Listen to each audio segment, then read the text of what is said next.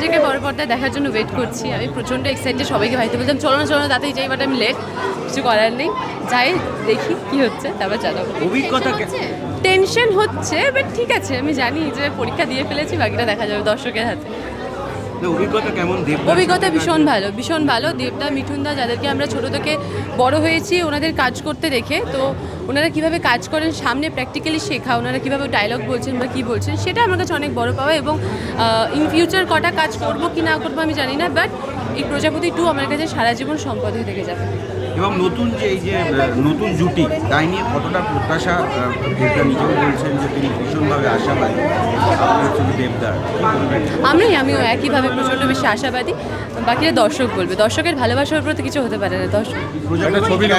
প্রজাপতি 2 মানুষ কেন? আমরা প্রজাপতি দেখেছিলাম, তো প্রজাপতির মধ্যে বাবা এবং ছেলের যে অদ্ভুত একটা সম্পর্কের কথা বলা হয়েছিল, এবং প্রজাপতি 2তেও বাবা তার সন্তানের জন্য কি করতে পারে, মানে আমরা তো কারোর না কারোর সন্তান, কারোর না কারোর, মানে আমরা যখন তুমি বললে কেন ছবিটা দেখবে, আমরা প্রত্যেকে কারোর না কারোর সন্তান। আমরা যখন সিনেমা হলে সিনেমাটাকে বসে দেখবো না, তখন আমরা ফিল করতে পারবো যে সত্যি বাবারা আমাদের জন্য অনেক কিছু করে, কিন্তু বাবাদের সামনে কি কখনো আমরা বলতে পারি না বাবা তুমি আমার জীবনে সেই হিরোটা। তো দ্যাটস ওয়াই সিনেমাটা দেখো, আমি বলছি খুব খুব খুব ভালো লাগবে।